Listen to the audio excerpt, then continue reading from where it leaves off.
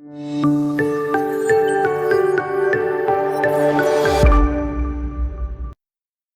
evening, everyone, and welcome to day 420. So thankful that you are here on our regular updates of Ukraine. It is much appreciated. As always, today, the last 48 hours have been quite busy. We've got quite a few updates for you tonight. But before we jump in, as always, we want to say thank you. Thank you for supporting our effort. Thank you for continuing to give. All the links are in the description. Join the Patreon. That place is growing and is awesome. Of course, my opinion, but others in here that are members can drop a comment in the chat. It's really good. As well, drop your own comments, your likes, subscribe, tell your neighbors, share it on your social media platforms. It will be much appreciated. I want to jump right in tonight and start with what unfolded yesterday. It was kind of a battle of the presidents. Of course, Zelensky being the better president, and we are very confident of that. But Zelensky went to the front, and Vladimir Putin went to the the front. Of course, it was much different, and you will always hear the rumors, well, it wasn't Putin, it was his double. We're not talking about that. For tonight, the update, Zelensky went to the front. He actually went to the western side of Avdiivka. It's marked there on the lower left quadrant of that image for you on the blue dot. He was there meeting with soldiers. He was giving out awards. He was giving hugs. He was visiting medical hospitals. Today, he was actually on the other side of the nation in Volyn, the upper northwest corner, meeting with soldiers and encouraging them. Vladimir Putin, all geotagged and confirmed, was in the town, little village of Ginichesk, 150 kilometers from the front line, as Zelensky was 5 kilometers from the front line. Putin taking his tour, meeting with soldiers. Today, he was actually making a statement on Russia state media back in Moscow saying, well, I didn't want to get too close to the front lines because I didn't want to distract our wonderful soldiers from doing their job. But I came to the back and wanted them to know that I was supporting them and that our nation is behind them. So, big story there. Both presidents meeting yesterday and coming to the battlefield.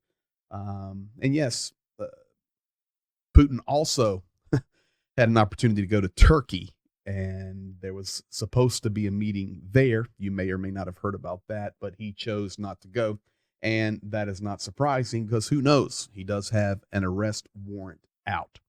Additionally, I want to draw your attention to character and quality of Ukrainian people. I want to talk specifically tonight for a minute or so about a man named Oleg Barna. This guy right here is a former deputy. He would be like a former senator. You know, whatever nation you're from, whatever type of leadership you have in your nation. Here, of course, in the United States, we have a president, and then we have also senators and House of Representatives members. This gentleman, Oleg Barna, would be equal to that of a House member or a senator representing Ukraine. 56 years old. He's actually very famous because years ago, there was a fight that broke out in the State Duma house there in Kyiv, and Oleg Barna was actually in the fight and pulling people off. He was trying to do an honorable thing, a good guy. But yesterday, he passed away. He left his government positions and went to the front lines and was fighting for his country. Does that not tell you about the quality and character of these Ukrainian, a majority, let me leave it there, a majority of these Ukrainian politicians that are fighting for their nation? Yes, of course, there's corruption in every nation. There's good eggs and bad eggs, but there are many, many more good eggs than bad eggs, I promise you. Oleg Barna, 56 years old, gave his life up for his nation. He was killed yesterday in the general vicinity of, unfortunately, Bakmory. So this is the quality and character of these wonderful Ukrainian heroes. Now, I want to jump in and spend a little bit of time tonight on some technical analysis, looking at the map. Zhenya last night, as you can see here on the map, was actually in the city of Kherson. Something interesting happened, and I will tell you about that in just a moment. But if you look at all the places that we have underlined and circled, we'll start at the far right, the city of Beterslav. Of course, Zhenya and I have been there. Taginka, Zhenya was there yesterday. Um, we do a lot of work in Taginka, Alexandrivka, Chernobyevka, which is very famous, over on the left bank there, over on the west side, Stanislav, not the left bank. And then, of course, Kherson. You see the red arrows coming in from underneath. Here's what I can tell you about this region. All of these places that are circled, underlined, and of course, especially Kherson, are under non-stop shelling. Yesterday, 256 different shells. Yes, they count them. We're talking about heavy artillery rained down on Kherson. And each of these towns right here that are either circled or underlined are under heavy fire. The red arrows pushing in from the lower side, showing Russian forces are reinforcing this bank of the river underneath Kherson. It's just tough. We had talked about this quite a while ago when the Russian forces left Kherson, and we had said what they're going to do is pull back across the river. The river there is huge. It's a massive barrier. It's a border in and all of itself, and they're just going to shell this entire region and destroy it. And that is what we're witnessing. Now, I can tell you this, Zhenya tried to get out of Kherson last night, him and our other partner, and start their way back home. And they were detained in Kherson due to security issues. It was a very hot night in Kherson. I was talking to him late in the night. I could hear the shelling. I could hear the incoming. And it was very, very dangerous. Where we stay, he was staying where we stay. We feel we have a very secure place to stay. It's protected from the Russian side of the river by larger buildings. It would be very difficult for artillery to hit it unless it rained down directly straight down, or rained down directly vertical from either an airplane or a drone. But any type of shelling that's coming in at an angle be very difficult to hit where we stay. So we have a relative confidence that it's a very safe place. So he is safe. Our other partner's safe. No problem. They were able to leave today, but it's just showing you this would have never happened months ago. It's tough there. It's very, very tough on these front lines. Now, additionally, from Kherson, I want to jump over now to where President Zielinski was. You see with the black arrow pushing up into that little circle area, that's Avdiivka. This is the second hottest battle in the war right now. Of course, Bakhmut being number one. And down in the lower center, Ugledar. Over the last week, we had been talking about Russian forces rotating out of Ugledar, coming up and reinforcing Avdiivka and Bakhmut. But today, Russia started pushing again. They reinforced, and they are pushing again on Ugledar. So the three main areas they want in this area, of course, from the red arrow is Ugledar, the black arrow of Avdiivka. The next slide will show Bakhmut. The two main highways you see coming out, and of course, you see Donetsk right there under the black arrow, a city of 1 million people. Main road, the bottom main road heading out of the war zone there heads to Zaporizhia, and then the main road coming out of Avdiivka actually heads to Pokrovsk and on the way to Dnipro. This is an extremely hot area, and both of these are being assaulted very, very heavily. Now, let's jump over to Bakhmut. I also have some fresh video tonight that I want to share with you out of Bakhmut. There is no audio. It's just drone coverage, but it's footage that I received today. This is a zoom in on the city of Bakhmut. Let's start by looking at the red X. The red X there is a bridge that comes in on the only other road that support can come to the Ukrainian soldiers. And that bridge is eliminated. So, of course, that would cut off that area. People look at the road, or they look at this map and they say, hey, I see the road up there on the north. Why isn't supplies coming in that way? The bridge is blown. So the only access that Ukraine has to support the Battle of Bakhmut is through Ivanivsky, and it's that lower road. And if you look, you can see where the red is pushing right up on the road right now. This is the hottest battle for the city. On Patreon today, I released a video footage of the battle on that road. Very interesting. It looks like an apocalypse. It's unbelievably destroyed. But that is the only way. So looking at the map, red X, that's where the northern bridge is destroyed coming into Bakhmut. Where you see the blue lines above the red X, you see the little, like a backwards L and then a line. And then below the red X, you see the long line, like another backwards L, the road coming in, a little blue line. This is the last of the Ukrainian fortified positions, defensive lines there. The rest have been pushed back. We've had a couple of groups that have rotated out for safety. On the right, red arrow coming in is the Wagner, the mercenaries, pushing in directly from the east. Purple arrows are Russian paratroopers and Russian forces that are participating and partnering now with the Wagners. They're pushing in from the north and from the south. Tough. It's holding. We can tell you it's holding, but we've said it. Bakhmut's going to fall. Bakhmut's going to fall unless some massive counteroffensive pushes right now. And we'll hear more about that in a moment, but we're talking about something serious. Bakhmut is in trouble. Now, speaking about Bakhmut, I did receive this video today. I want to share this with you. And there's no audio, just drone footage. The drone footage come in a little dark. This is not modified. I didn't put any cinematic on this. You can actually see the subtext at the bottom left in the Cyrillic says Bakhmut. There's some information on the right talking about the zone. And I'll just say a couple things in case people jump in during the stream and think that there's no audio on their system, like we do sometimes. Here's Bakhmut coming out today.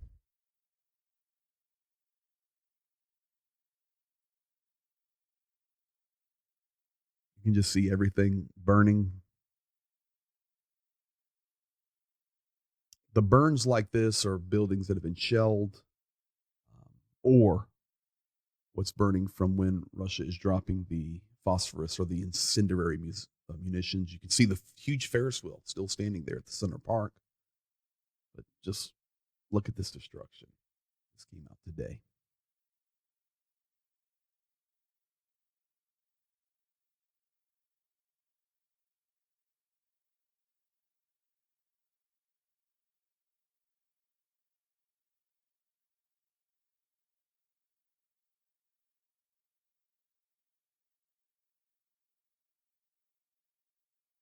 Every building.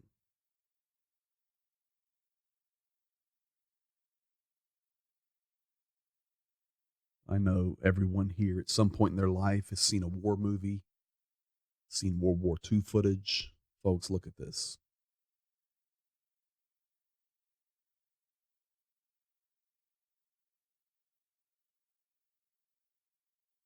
There's just no words.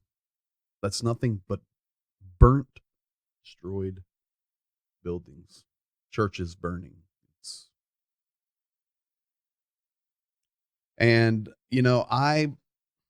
we've talked about the whys of this war, all the lies from the Russian Federation, the denazification. We've talked about the language. We've debunked all of that for 420 days now, and we will continue to do that.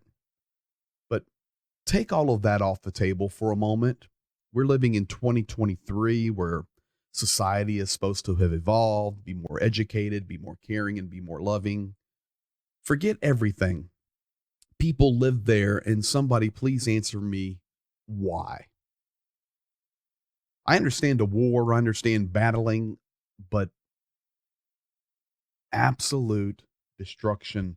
It's just mind-blowing. It's mind-numbing. It's just unbelievable. And this is what people are living in. Those that are left, they're only on the west side. Anybody that's in that zone or on the eastern side of Bakhmut, and I can go back to the image here, but anybody that's in the red now, they're occupied. And it's going to be very, very few. We're about, last numbers, about 3,000 people still left in that open zone that's Ukrainian controlled. I'm sure there are a few that did not leave Bakhmut under the red zones now, and they are completely occupied and living in destruction. And there will be no services. There will be no food. There will be nothing. It's a disaster. And we're watching it happen inch by inch in that city of Bakhmut. Now, I want to jump onto some good news tonight. You saw the thumbnail with the Patriot. We have confirmation. I dropped it on Patreon last night. Germany had confirmed that their Patriot that they were giving is in Ukraine. I can confirm today that Deputy Defense Minister Alexander Pavluk confirmed that the Patriots, the United States is sending, that Germany is sending, and the bottom nation there, the Netherlands, are in country.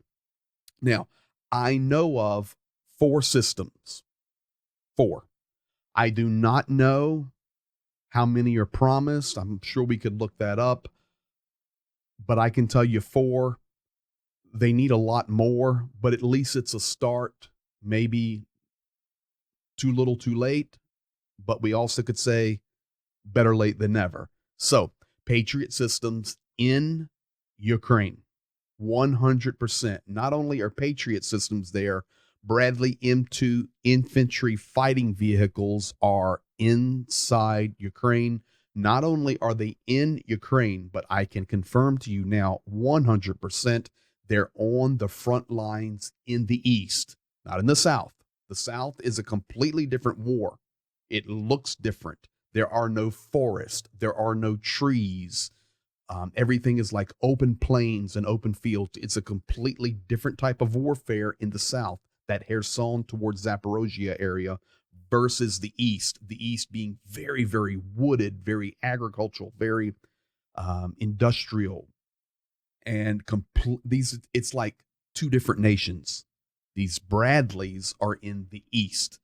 I can tell you as well, the roads there right now are just soaked. They're mud bogs. It's very, very difficult to move around, but Bradleys are there. So we're thankful for that. So this is, some good news on day 420. Not only that, today, Deputy, what's her name? Deputy Defense Minister Anna Malyar. Today, April the 19th, 2023, day 420, said, and I quote, "The counteroffensive has begun." Now, that's not Reznikov. That's not Zaluzhny. It's not, of course, President Zielinski. But she is very high up the food chain. And she made this statement very clearly to the Ukrainian people and also for the world. Of course, she's speaking in Ukrainian, but she said, the counteroffensive has begun. If you're waiting for a magic date, a magic pill, or some special formula, it's not going to happen. There's not going to be a day you wake up. And this is what people are expecting. People are expecting a February 24th moment, 2022, when Russia invaded Ukraine. And Janie and I were talking, and the first missile flew, and he goes, man, we were just hit by missiles. And then we all around the world started looking at the television, and we could see the tanks coming, and we could see the invasion, much like Desert Storm in Iraq. I think many people are expecting, Ukraine's just going to unload and send 300 tanks in and start raining down missiles, and they're going to have a massive counteroffensive. She today said it's not what it's going to look like. We do not have the supplies to do that, nor will we.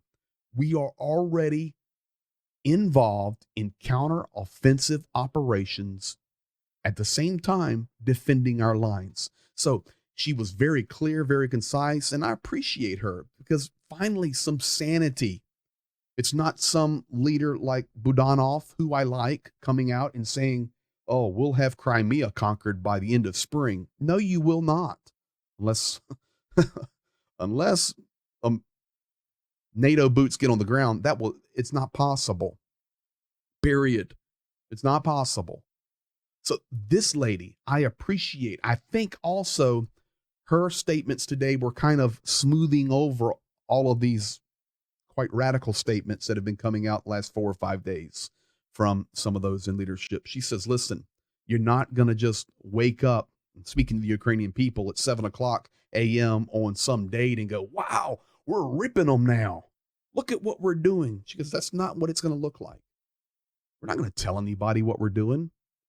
We're not going to start our counteroffensive by saying tomorrow at 3:30 in the afternoon, we're beginning. It's suicide. We're already doing it, and we're going to fight until we liberate our land. So that's Deputy Defense Minister Anna Malyar. I think very, very, very, very good statement today. So that's much, much appreciated. And I get a lot of people telling me, well, you can't talk in the first person like that. Well, I've spent 26 years of my life in Ukraine. It's my second home. And 5 months of this war, I've been on the front lines. I think I can say I and we. And I will continue to say I and we.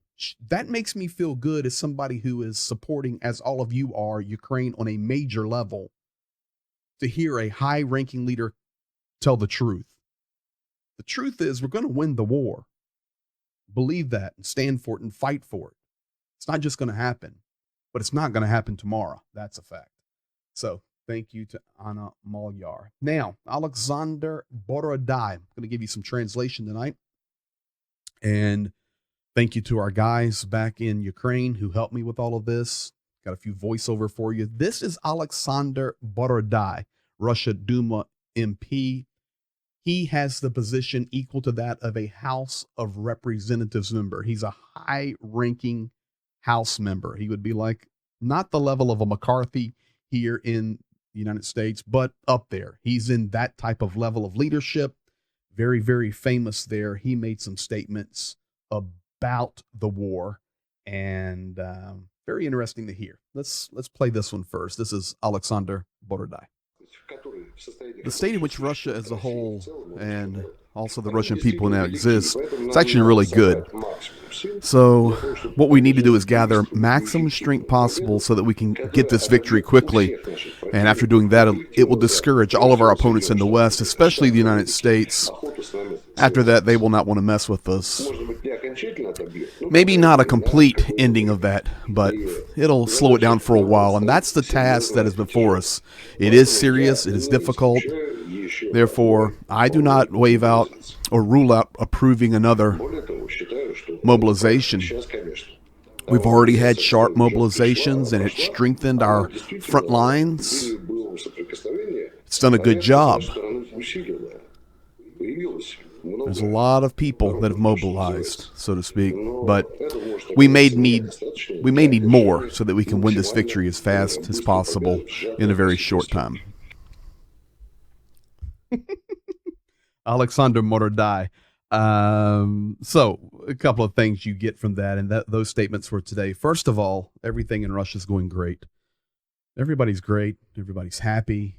It's a wonderful place. And there are many, beautiful things there in Russia. I've been there many times, and parts of Russia I love. I love the architecture, and there's lots of good people there. I'm here. I tell you the truth. Lots of good people there that have fallen under this and what's happening, and they're against it. St. Petersburg is beautiful, but all of Russia's not great right now, Alexander. I'm sorry. And the war's going good. You know, we're setting up so that the West can't mess with us, and America won't mess with us, and they'll think twice before talking to us. Now, we may need another mobilization. Did you hear that at the end? You're going to need another mobilization, and it will be happening. Now, a couple of other things that have happened last 24 hours. There's Solovyov. He is the face of the propaganda war machine. He would be like the Goebbels of World War II. He is the face. Well, we've got a couple of things happening here on the propaganda front that I've voiced over for you. And, you know, the world doesn't hear this stuff. First one I want to share with you is intelligence and how Russia goes about getting intelligence. And they're just talking about this openly on their programs. And of course, 99.9% of the world has no idea this is happening. This is being talked about, and they see it. They can't understand it. But this is what was being talked about with intelligence. Based on those Pentagon documents that were leaked, and of course we're not sure completely what's true or not, I want to speak today, maybe a larger scale, about how important intelligence is for us in Russia to uncover, and so that we know what all of our enemies are doing. It's important for us. First of all, it should be noted that it is critical for us to be able to acquire Western intelligence. And we need to not make it too simple, of course. Of course, we can only count on people that will be willing to do it. These people who, maybe because we've pushed their reality or their aversion to their country or plans, they may be able to play a role that's useful to us. Like our famous Russian agent, Aldrich Ames was his name. He did it. And we're not talking about $50 million, $100 million. That would be, too much to pay for information on the CIA agency, which is basically dead anyway, or the British MI6. So what we need to understand is that our options are limited now. Many of our diplomats have been expelled, and nevertheless, we expect that there are people out in these nations and places that have information that would be very helpful for us to help, financial, morally, to assist the Russian Federation. So this assistance, this information, of course, we're going to demand it, and we will use our counter systems to make sure it's acquired appropriately. And if we need to pay, we'll pay, but we're really looking for these volunteers that are not liking their situation to help us. So there you have it. That's what's being broadcast over the airwaves. The CIA's dead. MI6, they're irrelevant. Yeah, our diplomats have been expelled, and that kind of cuts off our way to get some spying done. And, we're not out looking to pay $100 million, $50 million, but we're looking for people who are disgruntled with their situations. My friends, that's their strategy. That's how it happens. Over the last decade, 20 years, you've heard different things about Russia meddling, and we're not going down these rabbit holes, but Russia meddling in elections or meddling in this, or the Russian propaganda is the most powerful propaganda in the world, which it is, by the way. They're controlling things you have no idea about, nor do I. I promise you, they're everywhere in their control and their hacking. Right now, Starlink systems are being hacked through an entirely new setup that Russia's using. I'm going to look at that probably in a couple of days, and it's affecting Ukraine's efforts to communicate on the front lines. This is what they do. So they're trying to sow unrest and make people mad at their nations and hatred, and they sow it. And then from that, they begin to infiltrate and to look for people they can pick off to extract intelligence. That's their strategy. That's what they do. And it's happening right in front of our eyes. And they're so blatant about it. And yeah, he's speaking in Russian, and we give you the translation, but we'll just say it wide open. This is how we're doing it. Craziness. And it's happening. One more for you tonight. If you've seen your news last few days, you've probably seen it's been on all the major news organizations in the United States. I do not know about other nations, but Fox, CNN, and the list goes on. I don't even want to, MSNBC, whatever it may be. Whatever you look at, that's up to you. But in the Northeast, there's going to be a satanic conference. The Church of Satan is having a conference, an open conference, much like a business organization or a Christian church or Catholic or whatever would have a conference. Well, Church of Satan is having a huge conference in the Northeast. So what do the propagandists do with it? They run with it. I'm here to tell you, trust me, these guys know more about what's happening in the United States than the average American citizen. and they exploit everything they can. The next thing you know, other nations are picking up this information, this news, and they run with it. This is a great example that I want to share with you tonight. Here's the translation. Let's look at the U.S. perspective. I learned today there's this example. There's this Satanist Conference happening there in the Northeast. And likewise, we also have our Russian Orthodox Seminary with our Moscow Patriot Kirill there in the U.S. in the same area. So now the U.S. authorities stated they have removed all of our accreditations for our theology school. They will not issue diplomas. Nothing is legal there for our Russian school. And when did they cancel this? Our rules is canceled for May 9th, 2023. This is Satanism fighting against orthodoxy. They're fighting against our peace in our country. That's what they do, folks. And this is look it up for yourself. Google it. Look at it. It's on the news. It's everywhere. There's going to be this conference. So he jumps right on it. And he says, now, not only are they having Satanist Conference and the United States allows it, but at the same time, in the same area, they have revoked our accreditation for our Russian Orthodox school. Of course, that would be under Kirill. And what day does our accreditation expire? May 9th, 2023. It's not by accident. Why May 9th? Because on the Russian calendar, it is a holiday. That is Victory Day. So on May 9th, our accreditation is being pulled. We're teaching Christian values and orthodoxy and all the ways of God and goodness and mercy and peace. They cancel us, but they allow Satanist conferences to happen in the same area. Do you see how it is twisted? Sure, I'm against a Satanist conference 1,000,000%. I don't think it should be happening. But we live in a country that's free, but that's beyond. We can't go there. Regardless, you see how they're twisting it. Folks, that's just two examples of the twist. The intelligence, Church of Satan versus our great orthodoxy, peace and mercy and goodness and grace. And ladies and gentlemen, this happens 24 hours a day, 7 days a week. Maybe you're here, you're new, you didn't know all this stuff is going on. There's much more than just some tanks lined up at each other in eastern Ukraine. This is raging not only there, but throughout the world. And that propaganda machine of Russia is behind a large majority of it. My friends, I hope this update's been good for you. That is day 420 in the books. We'll continue to keep you updated. We'll see you here with the next update in 48 hours. And of course, we'll be posting on Patreon nonstop. So thank you guys. Be blessed. Continue to like, comment, subscribe, give, all of those things.